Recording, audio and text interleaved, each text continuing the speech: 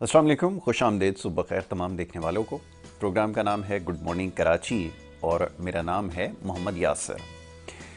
नजरीन, अपने प्रोग्राम में सुबह के वक्त बात करते हैं अवामी नौइयत के मामलात और मसाइल पर, और कोशिश हमारी ये होती है कि ज़्यादा से ज़्यादा जो सतही मामलात हैं उसके ऊपर गुफ्तगू की जाए।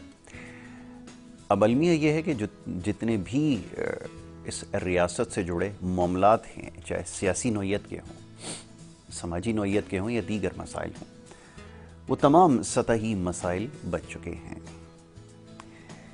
और बड़ी हैरानकुन बात यह है कि जितने भी लोग यहाँ पर बसते हैं उसमें तमाम लोग शामिल हैं, हुक्मरान तबका भी इसमें शामिल है। कोई भी इन मसाइल को हल करने के लिए संजीदा नज़र नहीं आता। और ये बात कहने की ज़रूरत इसलिए पेश आती है कि जब हम मामलात की तरफ नज़र डालते हैं तो पता ये चलता है कि ये मामलात जूं कि तूं अपनी जगह मौजूद हैं। चाहे बल्दियाती नौइयत के मामलात और मसाइल हों, जगह जगह आप देख सकते हैं सूरत हाल जो है वो ख़ुद इन तमाम चीज़ों का आपको बता रही है।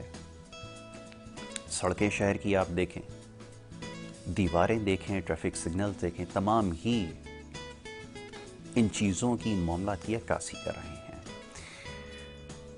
अब समझने की बात यह है कि आखिर ये मामलात कैसे हल किए जाएं। मईशत के सूरत हाल के हवाले से पिछले कई प्रोग्राम्स में बड़ी तफसील से गुफ्तगू हो चुकी है और अक्सर व बेशतर ये मामलात ज़ेर बहस आते हैं। अपने प्रोग्राम्स में कोशिश करते हैं इन मामलात पर भी गुफ्तगू की जाए। अब गुज़िश्ता रोज़ जो सारा दिन की कार्रवाई रही सियासी मुहाज पर, उसमें जो सबसे बड़ी कामयाबी जिसको तस्वुर किया जा रहा है वो ये कि IMF की जानिब से बाज़ाब्ता अब इस चीज़ का ऐलान होगा कि आपको कर्ज जो है वो दे दिया जाएगा। और इसके ऊपर मुबारकबादें दी जा रही हैं। सोशल मीडिया के ऊपर भी एक दूसरे को मुबारकबाद के पैगामात भेजे जा रहे हैं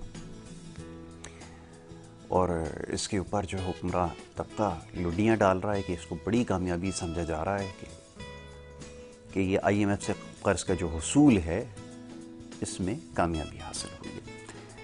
अब इससे पहले भी बल्कि बारहा अपने प्रोग्राम्स में बात कर चुके हैं कि ये कर्ज ले के मामला चलाने से आखिर कब तक आप मुल्क को, इस मईशत को चला सकते हैं।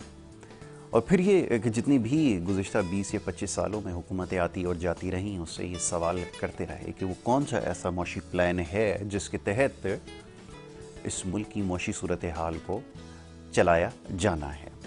तो अल्हम्दुलिल्लाह किसी भी हुकूमत के पास कोई इस हवाले से प्लान न था न है और शायद आगे भी हमें ऐसा नज़र नहीं आता।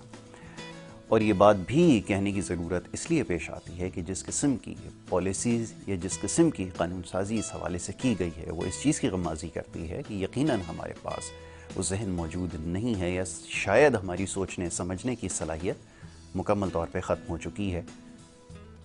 क्योंकि इस खित्ते में रहने वाले लोग या इस हुदूद में जो रहने वाले लोग हैं उनकी हालत ज़ार देख के आपको बखूबी अंदाज़ा हो जाएगा कि किस किस्म के मौशी फ़ैसले किए गए। बहरहाल इसमें कहने के लिए तो बहुत कुछ है, वक्त मेरे पास मुख्तसर है। मोअज़्ज़ज़ मेहमान स्टूडियोज़ में तशरीफ़ रखते हैं, मैं चाहूँगा उनको शामिल गुफ्तगू किया जाए और उनसे इन मामलात के ऊपर गुफ्तगू की जाए। मोअज़्ज़ज़ मेहमान फ़ारूक डाडी साहब जो सीनियर तज्ज़ियाकार हैं, आज हमारे मेहमान हैं, स्टूडियोज़ में तशरीफ़ रखते हैं। मोअज़्ज़ज़ मेहमान को पहले खुशामदीद कहूँगा। बहुत शुक्रिया, बड़ी नवाजिश फ़ारूक साहब प्रोग्राम में हमें वक्त देने के लिए। दूसरी हमारी मोअज़्ज़ज़ मेहमान मुसर्रत नियाज़ी साहिबा, पाकिस्तान पीपल्स पार्टी से आपका ताल्लुक़ है, मरकज़ी रहनुमा हैं। हमारे प्रोग्राम्स में अक्सर व बेशतर बल्कि बहुत सारे चैनल्स पे आप उनको देखते हैं, बड़ी अच्छी गुफ्तगू करती हैं, अपनी पार्टी की तर्जुमानी करती हैं। आज सुबह के वक्त यहाँ पे मधु का रखा है, उन्हें मैं खुशामदीद कहूँगा। बहुत शुक्रिया, बड़ी नवाजिश आपकी भी प्रोग्राम में वक्त देने के लिए। फ़ारूक साहब, गुफ्तगू का आगाज़ आपसे कर लेते हैं। ये बताइए कि जो मौशी सूरत हाल है जिसका भी मैंने तस्करा किया मुख्तसरन, कि कर्ज मिलने का जो मामला था उसके दरमियान जो कुछ होता रहा वो आप और हम देखते रहे, और उसके हुसूल के बाद जो कुछ हो रहा है वो भी हम देख रहे हैं। मेरा सवाल आपसे ये है कि आप क्या समझते हैं कि इस तरह से कर्ज लेकर ملک کے جو معاشی معاملات ہیں ان کو سنبھالا جا سکتا ہے. ہو سکتا ہے کہ کسی مخصوص وقت تک کے لیے تو آپ کو کوئی نہ کوئی ایک ریلیف مل جائے, لیکن واقعتاً پاکستان جیسے ملک کے اندر جس کو آبادی کے دنیا کا ایک اتنا بڑا حصہ ہے, اس کے معاشی معاملات کیا ایسے چلائے جا سکتے ہیں؟ یہ بیک وقت آسان بھی اور مشکل بھی سوال ہے. میں چاہوں گا ذرا اس کا تفصیل سے جواب دیجیے. دیکھیں, یہ ہمارے لیے خوش آئند بات بالکل نہیں ہے. اس وقت ہم پہ جو قرضہ ہے تقریباً $140 ارب کے قریب چڑھ چکا ہے. جب مشرف صاحب, جنرل مشرف حکومت چھوڑ کے گئے, انہی کے دور میں آخری وقت میں جب $39 بلین کا پاکستان پہ $39 ارب کا قرضہ تھا, اس وقت انہوں نے $5 ارب کا قرضہ واپس کیا آئی ایم ایف کو, اور پاکستان پہ کے پر $34 ارب کا قرضہ رہ گیا. ٹھیک, جب 2008 میں مشرف صاحب گئے اور حکومت زرداری صاحب کو سونپی, اس وقت پاکستان کا کل قرضہ $34 ارب تھا. 2008 سے 2018 تک یہ قرضہ $34 ارب سے $94 بلین $94 ارب تک پہنچ گیا. بالکل. ٹھیک ہے, ہوا کیا؟ نہ کوئی بڑا ڈیم بنا. یعنی آپ یہ دیکھ لیں کہ تربیلا ڈیم کے بعد پاکستان میں ایک ڈیم نہیں بنا. نہیں بن سکا. ہونا تو یہ تھا کہ تربیلا ڈیم کی جو مشینری تھی اس کے فوراً بعد آپ نے کالا باغ ڈیم بنانا تھا. ایوب خان کی حکومت ختم ہو گئی اور وہ اس کو سیاسی اس پہ ڈال دیا گیا. وہاں پہ پختون کارڈ بھی چل پڑا کے پی کے کا, وہاں سین کارڈ بھی چلا اور بہت ساری چیزیں, اور اس کو ایک کنٹروورشل بنا کے آپ کے پاس کوئی ڈیم اس کے بعد نہیں بنا. مشرف نے 6 ڈیم اناؤنس کیے. ان 10 سالوں میں ان 6 ڈیموں میں 1 انچ کام نہیں ہوا. ٹھیک ہے, آپ آگے چلیں. جب خان صاحب کی حکومت آئی, انہوں نے وہ 6 ڈیم اور 4 دوسرے 10 میگا ڈیم پہ رات دن کام شروع ہو چکا تھا, اور ان ڈیموں کو 2023 سے 2029 تک فل پروڈکشن میں آ جانا تھا. اس کا فائدہ یہ ہوتا کہ آپ کو بجلی تقریباً اس وقت تو $1.50 $1.30 کے حساب سے, اب آج کے حساب سے $2.80 یا 70 پیسے کے حساب سے آپ کو بجلی کی کاسٹ آتی. آپ کے کاشتکار کو پانی ملتا. آپ کے یہاں یہ جو سیلاب کی جو تباہ کاریاں اس سے آپ بچ جاتے. ٹھیک ہے نا. اچھا, اب یہ کچھ بھی نہیں ہوا, اور ہم نے یہ دیکھا کہ پی ڈی کی حکومت آئی تو پہلا دورہ جب پرائم منسٹر نے کیا دیا میر بادشاہ ڈیم پہ, انہوں نے وہاں پہ وہ چیزیں کی کہ اسی وقت چیف انجینئر نے اپنا استعفیٰ دے دیا, کام بند ہو گیا. آخر یہ کس ایجنڈے پہ کام کر رہے ہیں اور کس ایجنڈے پہ آئے اور کیا کر رہے ہیں؟ اب آپ نے جو معاشی صورت کی بات بتائی کہ $94 ارب کا قرضہ ہو گیا, اور اس وقت جب انہوں نے 2018 میں پی ٹی آئی نے حکومت سنبھالی, فوراً آئی ایم ایف سے ڈیمانڈ آ گئی کہ آپ $9.2 بلین پچھلے جو قرض حکومتوں نے لیے اس کی مد میں آپ فوری طور پہ پے کریں, ورنہ آپ ڈیفالٹ ہو جائیں گے.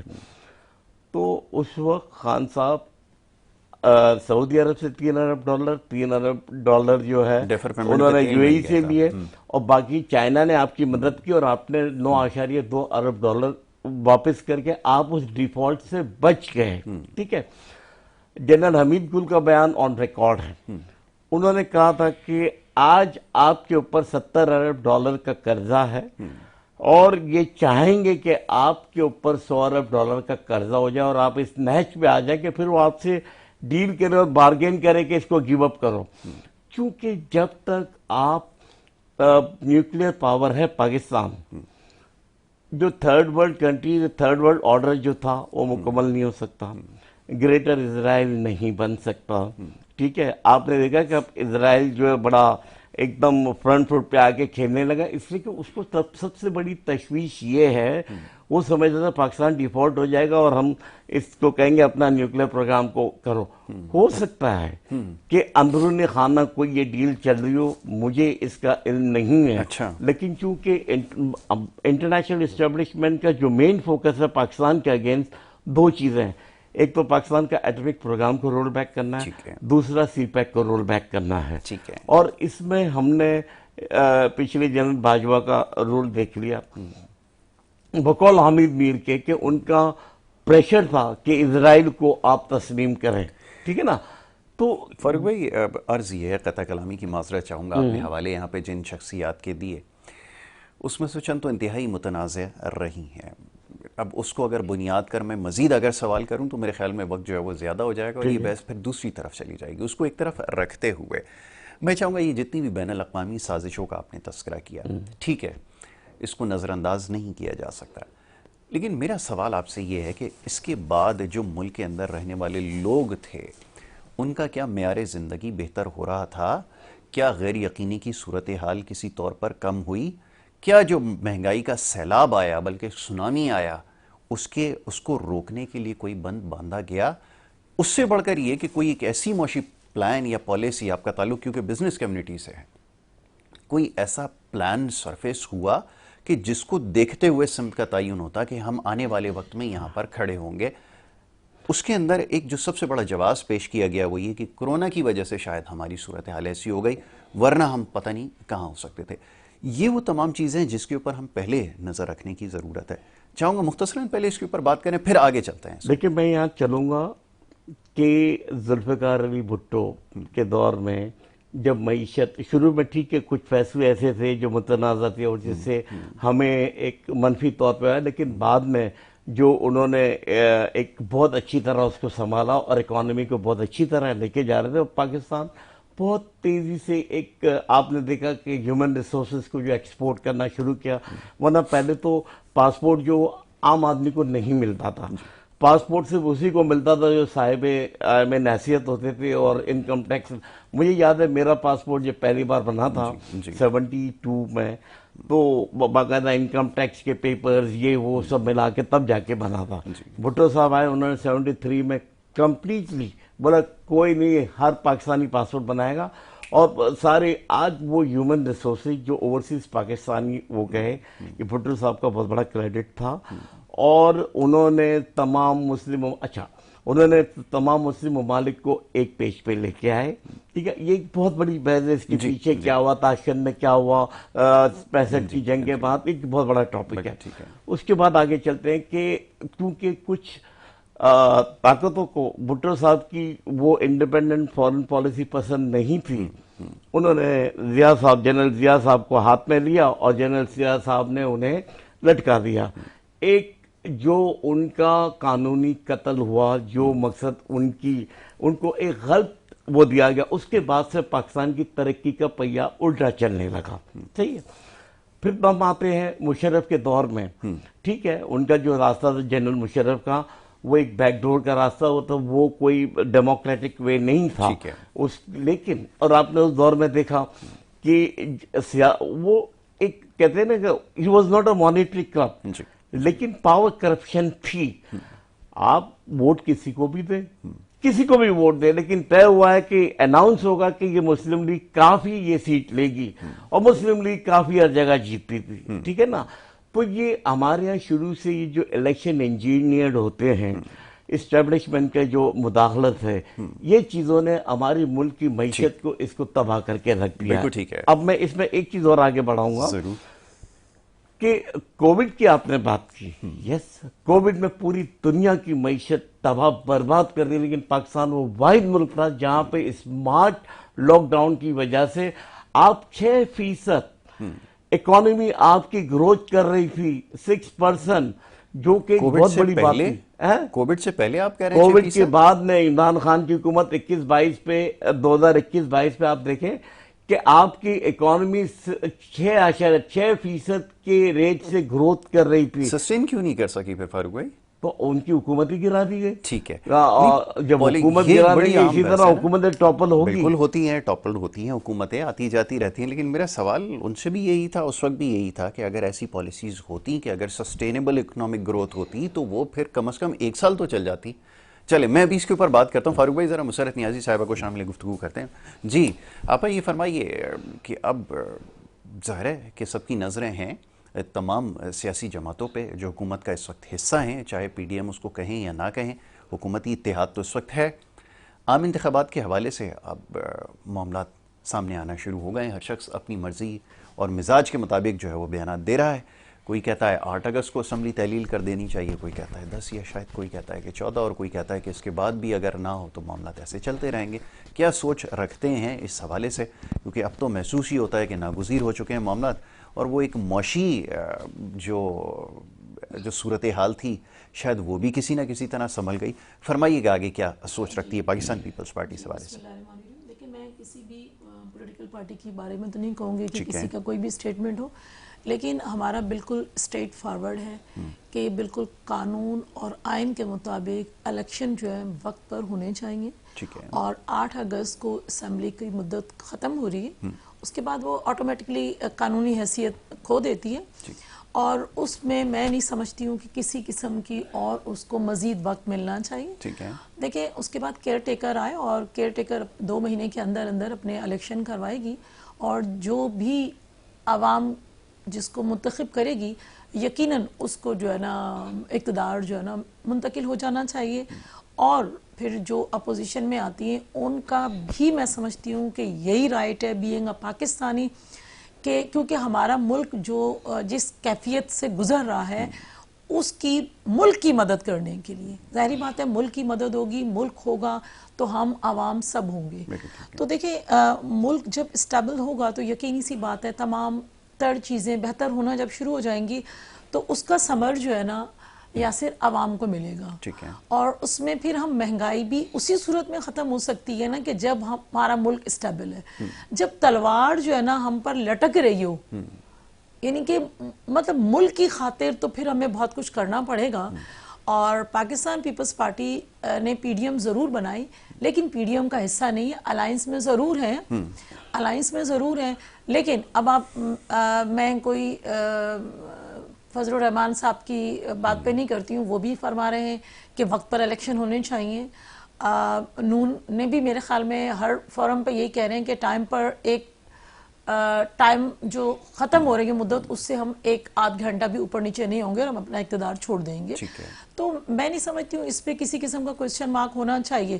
اور اگر مدت بڑھتی ہے تو میں نہیں سمجھتی ہوں کہ وہ آئینی طور پر بہتر ہوگا. اور اگر اس طرح اس کے متعامل نہیں ہو سکتے، دیکھیں اس طرح اگر چلے گا تو پھر جو ہم پہلے ہی بہت زیادہ اپنے ملکی حالات میں اور اکانومی کے اندر اور مہنگائی کی چکی میں جو پس رہے ہیں، تو وہ ہمارے ملک کے لیے، ہماری عوام کے لیے اور زیادہ خراب ہوگا. ٹھیک ہے، اب یہ فرمائیے کہ آگے جو 2 بڑی سیاسی جماعتیں ماضی میں تھیں اور اس کے بعد ایک تیسری سیاسی جماعت ابھر کر آئی، اب تو شاید وہ اس طرح سے سامنے نہ آ سکے انتخابات میں جیسے وہ ماضی میں آئی تھی، تو کیا کوئی سیٹ ایڈجسٹمنٹ کے حوالے سے بھی باتیں ہو رہی ہیں؟ کیا یہ بھی دیکھنا باقی ہے کہ دونوں جو ایک روایتی حریف رہے ہیں وہ آنے والے وقت میں حلیف بن کر عام انتخابات میں اتریں گے؟ اس طرح بھی کچھ معاملات ہو سکتے ہیں، گنجائش موجود ہے؟ دیکھیں ابھی جو تحریک استحکام بنی ہے اس کے اندر جو لوگ آئے ہیں تو وہ الیکٹیبل تو ہے، ٹھیک ہے، لیکن لوٹا نواز بھی ہیں، ٹھیک ہے. جب یہ چیزیں ان میں ہیں تو میں نہیں سمجھتی ہوں کہ عوام کا رخ اتنا ہوگا. اور ابھی تو وہ نئی جماعت ہے، میں نہیں سمجھتی ہوں کہ اس حد تک اس کو بہتر ہو سکتی ہے. استحصال پارٹی ہے، استحکام ہے؟ استحکام لفظ استعمال کیا گیا ایک پہلے بھی بہت باریک سی لکیر ہے استحصال میں اور استحکام میں، وہ آپ نے نشاندہی کر دی. ایک پہلے بھی اسٹیبلشمنٹ نے استحکام پارٹی کو لانچ کیا تھا جو ختم ہو گئی وہ تھی، استقلال پارٹی اور اس طرح کے نام، استقلال پارٹی. جی وہ تو تحریک استقلال تو ان کے ایئر مارشل افضل خان کی وہ تو خیر بہت اچھی جماعت تھی، اس میں کوئی دو رائے نہیں. تو وہ آج کہاں ہے؟ سوال یہ پیدا ہوتا ہے اصل میں مزہ کیا اب ان کے اندر میں نہیں سمجھتی ہوں کہ میں نہیں سمجھتی ہوں کہ وہ جو استحکام ہے وہ ابھی تک اتنی مستحکم نہیں ہو سکتی. اس کا تو مقابلہ میں نہیں سمجھتی ہوں کہ سچ ہے ایسا ہوگا. اور جہاں تک آپ نے کہا پاکستان پیپلز پارٹی بالکل اپنے جھنڈے تلے لڑے گی، نون لیگ کے ساتھ وہ ہوگا؟ نہیں، ایسا کچھ بھی نہیں ہونے جا رہا، ایسا کچھ بھی نہیں ہونے جا رہا. وہ ان کا اپنا ایک پلیٹ فارم ہے اور پاکستان پیپلز پارٹی کا اپنا ایک ایجنڈا ہے، اپنا ایک ویژن ہے جس کو لے کے چلے گی. اور انشاءاللہ تعالی ہر ایک کی کوشش ہے، ایز اے پولیٹیکل اسٹوڈنٹ اور ایز اے پولیٹیکل ورکر میری بھی کوشش ہے کہ میں مطلب اگر فرض کریں فاروق بھائی بیٹھے ہوئے ہیں، یاسر بیٹھا ہوا ہے یا آپ کا کیمرہ مین ہے، تو میرا رائٹ ہے ٹھیک ہے، ہر پارٹی کا رائٹ ہے کہ میں آپ کو جو ہے نا کسی نہ کسی طرح قائل کر سکوں کہ آپ پاکستان پیپلز پارٹی کو ہمیں تو ووٹ یہ دیجئے. محسوس ہو رہا ہے کہ وہ جو نظریہ تھا پہلے توڑی واری تھے پھر ساڑی واری، وہ والا نظریہ دوبارہ سرفیس ہوتا ہوا نظر آ رہا ہے. تواڑی واری تو ساڑی واری اور بڑا پیچھے رہ گیا ہے. وہ چیز نہیں ہے. میں سمجھتی ہوں کہ جس اس کے پیچھے کون تھا؟ جس کے وہ پیچھے توڑی واری نے بہت ساڑی واری، تو اس کے پیچھے کون سی واری، وہ کون تھا؟ جی تو میں سمجھتی ہوں کہ جس کو عوام منتخب کرے گی اور وہی انشاءاللہ اس کو ہی اقتدار جانا چاہیے، ان کو فیصلہ کرنا لیکن چاہیے. پیپلز پارٹی کو ایک کریڈٹ جاتا ہے. میں وہ بریک کے بعد آپ سے جانوں گا، وہ ذرا ضروری، تھوڑا سا سسپینس رہنا چاہیے نا، تھوڑا سا انٹرسٹنگ بنائیں اور اس کو مزید ایک بریک کے لے کہا جا رہا ہے. جی بریک لے کر واپس آتے ہیں، گفتگو جاری رکھتے ہیں. آپ دیکھتے رہیے گڈ مارننگ کراچی.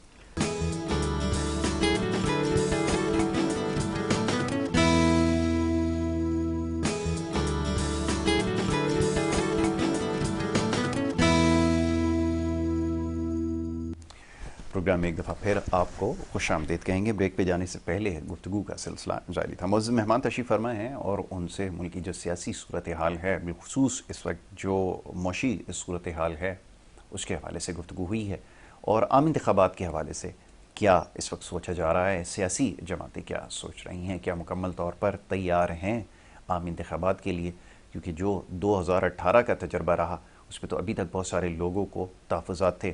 اور ایک اور بڑا مسئلہ جس کی ابھی نشاندہی شاید کی گئی ہے یا نہیں، مجھے اس کے بارے میں علم نہیں ہے، وہ مردم شماری کا. کیا اس کو بھی بنیاد بنا کے معاملات میں مزید طوالت اس کو دی جا سکتی ہے؟ بڑا اہم سوال ہے. فاروق بھائی، بریک پہ جانے سے پہلے مسرت نیازی صاحبہ نے نشاندہی کی، اور یہ پولیٹیکل جو الائنسز بن رہے ہیں یا بن چکے، اس کے حوالے سے اور ان کے مستقبل کے حوالے سے میں چاہوں گا ذرا اپنی رائے دیجئے. کیا نظر آتا ہے عام انتخابات کے اندر یہ کس طرح شریک ہوں گے؟ کیونکہ خیال یہ ہے کہ جو سب سے بڑی رکاوٹ تھی وہ شاید کسی حد تک جو ہے وہ دور ہو چکی ہے یا نہیں، اس کے بارے میں کچھ کہا نہیں جا سکتا. فرمائیے. دیکھیں، کوئی بھی الیکشن عوام کی منشا کے خلاف ہوگا تو وہ اس کے نتائج اچھے نہیں ہوں گے.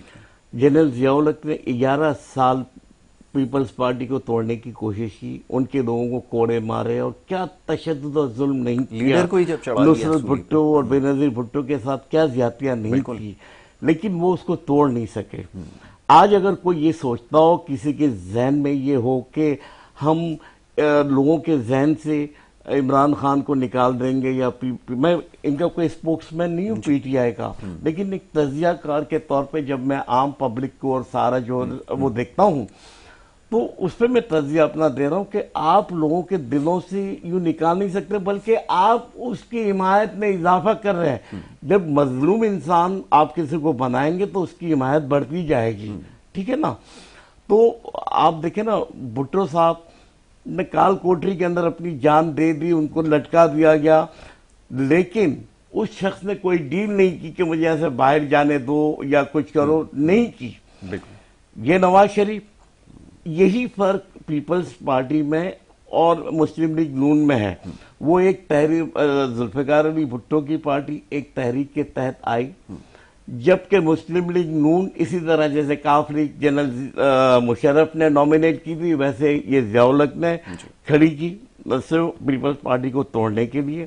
اور آپ دیکھیں نا کہ اس کا بیک گراؤنڈ آپ دیکھیں کہ جنرل جیلانی اس سے پوچھتے ان کے گھر کے سریے باندھتا تھا کون، نواز شریف، تو بولا کہ تم اپنے کیا کرتے ہو اس میں، بولا میں فائننس دیکھتا ہوں. بولا اچھا ٹھیک ہے، آپ پنجاب کے وزیر خزانہ ہے. اب اس طرح اگر آپ انکمپیٹنٹ لوگوں کو نومینیٹ کرو گے تو یہ جو ملک کا بیڑا غرق کیا ہے تو یہی حال ہوگا. ٹھیک ہے نا؟ تو اسی طرح جس طرح پیپلز پارٹی ایک تحریک کے ساتھ آئی، اسی طرح عمران خان کی پارٹی نے بھی 2 دہائی پوری ایک جدوجہد کی اور وہ یہاں تک پہنچی ہے. لانے والے کون تھے؟ لانے والے بھی تو وہی تھے جو نواز شریف کو لے کر آئے. عمران خان نے پہلے اسپتال بنایا، نمل یونیورسٹی بنائی، یہ سارے پروجیکٹ کیے. اس کے بعد جب اس نے ضرورت محسوس کی وہ سیاست میں آیا. لانے والے، اب لانے والے کون، کیا میں تو اس کے اوپر دیکھیں، پھر وہی بات ہے کہ اس کے علاوہ بھی بہت سارے اور لوگ ہیں جو اور بہت ساری خدمات دے چکے ہیں. ٹھیک ہے، پاکستان میں چیریٹی کے اندر بہت بڑے بڑے نام ہیں. اب بات بہت دور تک چلی جائے گی. دیکھیں، میں آپ کی بات کو انٹرپٹ کروں جی کر دیجیے. تو ملکیت ایدھی صاحبہ، ستار ایدھی صاحب، ان سے زیادہ کام تو خان صاحب نے نہیں کیا نا. جب وہ الیکشن میں ستار ایدھی صاحب کھڑے ہوتے ہیں تو وہ ہار جاتے ہیں. تو ہم یہ نہیں کہیں کہ عوام ان کے ساتھ تھی. جتنی عوام محبت اور پیار، اور جتنا عوام کو محبت اور پیار ایدھی صاحب نے دیا، میں سمجھتی ہوں کہ ہمارے پاکستان میں فلاحی طور پر شاید ہی کسی نے کیا ہو اتنا کام. ٹھیک ہے، دوسری بات یہ دیکھیں پلیز ایک منٹ، میں نے دوسری بات یہ ہے کہ جہاں تک کہہ رہے ہیں کہ خان صاحب نے نمل یونیورسٹی بنائی یا خان صاحب نے ہاسپٹل بنایا، چیریٹی ہاسپٹل بنایا، تو بات دراصل یہ ہے کہ وہ انہوں نے اپنی والدہ کے مشن کو لے کے چلایا. تو اس کے اندر تو چاہے وہ مسلم ہو چاہے نان مسلم ہو، ان کی بھی کنٹریبیوشن تھی انسانیت کے ناطے.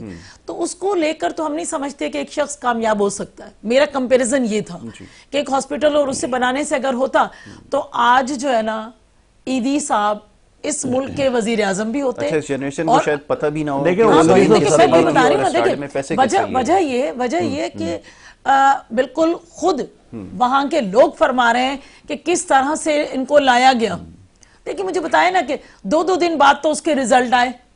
ایک جگہ اناؤنس ہو گیا، جی بالکل اناؤنس ہو گیا، اور اناؤنس ہونے کے بعد ایک جگہ میں خود موجود تھی، وہاں کاؤنٹنگ میں موجود تھی. کینڈیڈیٹ کون سا جیت گئے، اور جب 24 گھنٹے بعد یا 48 گھنٹے کے اندر اندر جب اناؤنسمنٹ ہوتی ہے تو پتہ چل جاتا ہے کہ جہاں میں موجود تھی وہاں 300 کی لیڈ سے خان صاحب کا کینڈیڈیٹ جیت رہا ہے. یہ کیسے ہو گیا بھائی؟ نہیں، اس کے علاوہ بھی بہت کچھ ہوا. میں ان کی بات کو ذرا آگے تصحیح کر دوں. یہ جو بات کر رہی ہیں عبدالستار ایدھی کے الیکشن کی، 1970 میں عبدالستار ایدھی نے نیشنل اسمبلی کا بھی الیکشن لڑا تھا اور صوبہ. اس وقت عبدالستار ایدھی صاحب کی وہ حیثیت نہیں تھی جو بعد میں تھی، اور اس وقت انہوں نے دونوں جگہ سے الیکشن ہارے تھے. یہ 1970 کی بات کر رہا ہوں، جب کراچی کے اندر صرف 7 MNA کی سیٹیں ہوتی تھی. اس وقت 2 سیٹیں پیپلز پارٹی کو ملی تھی، 2 سیٹیں شاہ احمد نورانی کو ملی تھی، 2 سیٹیں جو ہے جماعت اسلامی کو، اور جماعت اسلامی کو ایک انڈیپینڈنٹ کینڈیڈیٹ انصاری صاحب نے جن کو سپورٹ کیا تھا. اس طرح جماعت اسلامی کو 3 سیٹیں ملی تھی. ٹھیک ہے، تو یہ 7 سیٹیں کل کراچی میں تھی. اور عبدالستار ایدھی نے اس دور میں الیکشن لڑا تھا جب ان کو کوئی جانتا بھی نہیں تھا.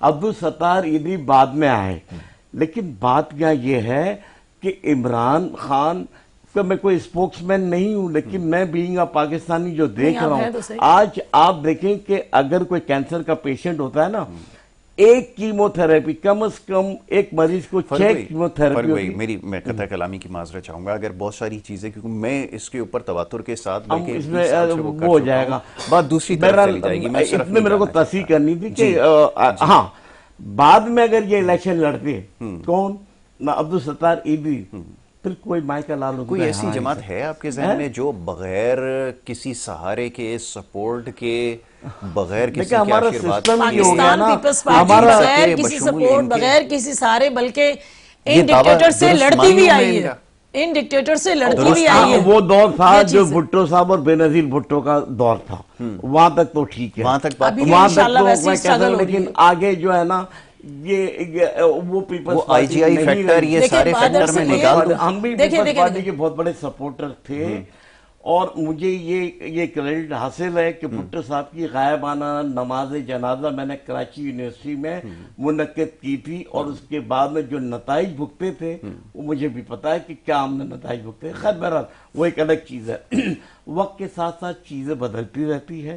وقت کے ساتھ ساتھ اب ہمارے مسئلہ کیا ہے، اسٹیبلشمنٹ ایک پارٹی کو یا ایک بندے کو نامنیٹ کرتی ہے، جب اس کو بہت پبلک کی سپورٹ مل جاتی ہے تو پھر وہ اسٹیبلشمنٹ کے کنٹرول سے باہر چلے جاتے ہیں، پھر وہ اس کی رسیاں کھینچنے لگتے ہیں. ہمارے یہاں اگر ہم نے ترقی کرنا ہے، سب سے پہلے سیاسی استحکام لانا ہے. سیاسی استحکام ہوگا تو آپ کا معاشی استحکام آئے گا، اور سیاسی استحکام لانے کے لیے یہ ضروری ہے کہ پاکستان کا ہر ادارہ قانون اور آئین کے تحت اپنے ڈومین میں رہ کے اپنا کام کرے، دوسروں کے اس میں جا کے وہ مداخلت نہ کرے. کیونکہ اس ملک کو اگر کسی نے چلانا ہے تو 22 کروڑ عوام کے منتخب نمائندوں نے چلانا ہے، تبھی آپ کے سیاسی استحکام کہاں سے میسر آئیں گے. اب چلیں اس کی بھی نشاندہی کر دیجئے. میں دونوں سے یہ جواب چاہوں گا کہ وہ لوگ کہاں سے آپ لے کر آئیں گے، کیونکہ جتنے بھی سیاسی رہنما یا پارٹیاں ہیں، کوئی ایک جمہوریت کے اگر آپ کوئی کسی ترازو پہ رکھ دیجئے کوئی ایک چیز ایسی نہیں ہے کہ جو کسی جمہوری حکومت کے اندر، جمہوری سیاسی جماعت کے اندر ہوتی ہو، کیونکہ یہاں تو معاملہ ہی دوسرا ہے جس کی نشاندہی کروں گا تو میں اب کیسے آپ اس سے کام لے کر آئیں گے؟ بالکل آپ صحیح کہہ رہے ہیں، ایک پروسیس کو چلنے ہی نہیں دیا جاتا، ہر 3 سال کے بعد حکومت اٹھا کے پھینک دی جاتی ہے. یہ ذمہ دار نہیں ہے اس کے؟ یہاں آپ دیکھیں نا، چاہے وہ اس کی ہو پیپلز پارٹی کی حکومت ہو، چاہے مسلم لیگ کی حکومت ہو، چاہے پی ٹی آئی کی حکومت ہو، ہر 3 سال کے بعد اسٹیبلشمنٹ آ کے اس کو اکھاڑ کے پھینک دے دی. اپنی کیا کوتاہیاں ہیں، اس کی طرف بھی تو بات کرنے کی ضرورت ہے نا. سسٹم ہی ہمارے یہاں نہیں چلنے دیا جاتا. تعین نہیں ہو سکا کہ کون سا سسٹم چلایا جائے. سسٹم اگر چلے گا تو آپ کے ہاں لیڈرشپ، آپ کے اسٹوڈنٹ یونین کے زمانے سے اسٹوڈنٹ لیڈرشپ سے ایک مرحلہ طے کر کے لوگ آتے تھے، وہ سارے سسٹم آپ نے ختم. سیاسی جماعتیں کیا کر رہی ہیں؟ میں تو سوال یہ کرتا ہوں نا کہ جب مواقع ملتے ہیں، اب جیسے مسرت نیازی صاحبہ تشریف فرمائے، پاکستان پیپلز پارٹی کی کارکردگی کے حوالے سے سوال ہو رہا ہے.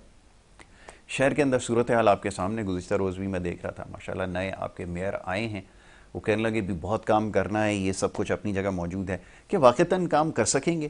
پچھلے 15 سال ہو چکے ہیں صوبے کے اندر، فاروق بھائی بھی رہ رہے ہیں، آپ خود بھی رہتی ہیں، ہم بھی اسی شہر کے رہنے والے ہیں. جو صورتحال ہمارے سامنے رہی ہے اس کو دیکھتے ہوئے تو اندازہ لگانا بڑا مشکل ہے کہ آگے جا کے کچھ کام ہو سکے گا. اب یہیں سے اگر شروع کیجئے تو فرمائیے کیا. اچھا، ایک چیز کا تو میں اپنے بھائی کو جواب پہلے دینا چاہوں گی ودن 1 منٹ کے لیے، کہ دیکھیں انہوں نے کہا کہ بے نظیر صاحبہ اور ذوالفقار علی بھٹو صاحب کی جو گورنمنٹ جو پارٹی تھی، پیپلز پارٹی ہے، وہ اور اب مختلف ہے. دیکھیں بی بی صاحبہ نے جب آئی والد صاحب کی شہادت کے بعد تو سب نے اسی طرح کے الفاظ اٹھائے تھے کہ یہ کیا کرے گی، یہ تو بالکل کچھ نہیں کر سکتی، اور اس طرح کی بہت ساری باتوں کا ان کو بھی فیس کرنا پڑا.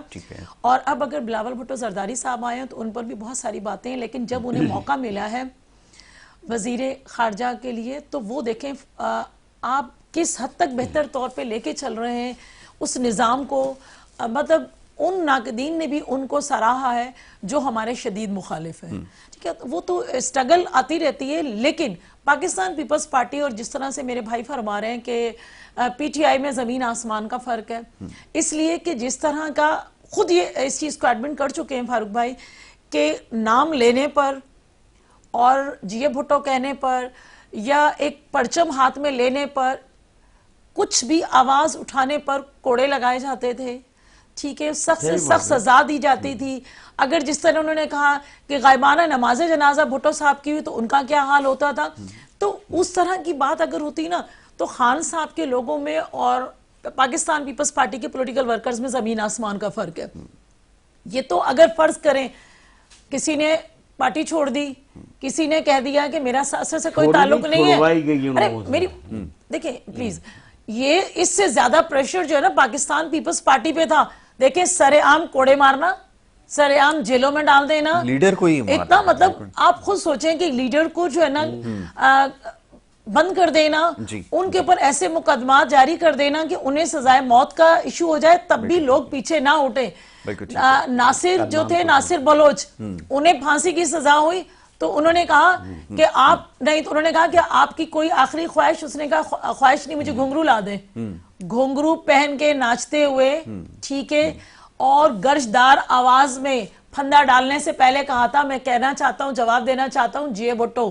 تو فرق ہے عوام میں، فرق ہے لیڈرشپ میں. جتنی اسٹرانگ لیڈرشپ ہوتی ہے اتنا ہی پولیٹیکل ورکر ہوتا ہے. میری لیڈرشپ نے جو ہے نا پھانسی کا پھندا قبول کیا لیکن جھکے ہی نہیں. شہید محترمہ بے نظیر بھٹو صاحبہ نے اس ڈکٹیٹر کے سامنے نہیں جھکی، نوجوان تھی، لیکن کیا ہے وہ چیزیں خان صاحب کی پارٹی میں نہیں ہے. اب میرا بھائی کہہ رہا ہے چھڑوائی گئی تو وہ سب پریشر ہم سے ہے نا، ویسے بہت سارے لوگوں کی ہم سے سوچ زیادہ ہے کہ اب اتنا فرق کیسے آ گیا. زیادہ پریشر نہیں تھا. پاکستان دیکھیں، پاکستان پیپلز پارٹی کے اوپر جتنا تشدد ہوا، میں سمجھتی ہوں پاکستان کی تاریخ میں کسی سیاسی جماعت کے ساتھ اتنا ظلم تشدد نہیں ہوا. کتنی پولیٹیکل پارٹیز بنائی گئی، چاہے نون ہو، چاہے یہاں پہ جو ہے نا مشرف نے بنائی، ایم کیو ایم ہو. تو اس طرح کی چیزیں بہت پاکستان پیپلز. تو میں نے کہا نا کہ ضیاء الحق، میں یہ نہیں کہہ رہی کہ کس سے بنائی، میں نے کہا پرویز مشرف نے جو اس کو اور زیادہ پیک پہ لائے تو سپورٹ کیا. تو ہم لوگ نہ جھکے نہ بکے.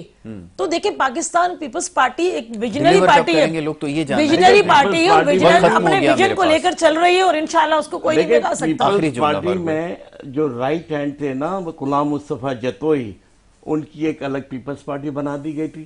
وہ کوئی فرق تو نہیں پڑا نا, کوئی فرق نہیں پڑا. خان صاحب کو کون سا پڑا؟ وہ تو میں خان صاحب کو کون سا فرق پڑا, بلکہ خان صاحب کی تو آسین میں جتنے سانپ تھے وہ سارے نکل آئے. چلیں باقی یہ دعویٰ جو سب کر رہے ہیں ویسے ماشاءاللہ سب کے پاس ہوا, اور یہ ابھی سے نہیں ہے فاروق بھائی, شروع دن سے بتایا جا رہا تھا کہ آپ سمجھ جائیں, ہم نہیں بتا رہے تھے, وہی لوگ بتا رہے تھے کہ ان سے بچ جائیں. مسرت آپ کا بہت شکریہ, آپ کا پروگرام میں وقت دینے کے لیے. فاروق بھائی بہت شکریہ, بڑی نوازش, آپ نے پروگرام میں وقت دی, تاریخ کے حوالے دیے. یقیناً بہت سارے معاملات ایسے ہیں جس کے اوپر مزید گفتگو کی جا سکتی ہے, وقت کی کمی آڑے آ رہی ہے. بریک کے لیے کہا جا رہا ہے, بریک کے بعد دوسرے سیگمنٹ کی طرف ہمیں جانا ہوگا. آپ دیکھتے رہیے پروگرام گڈ مارننگ کراچی.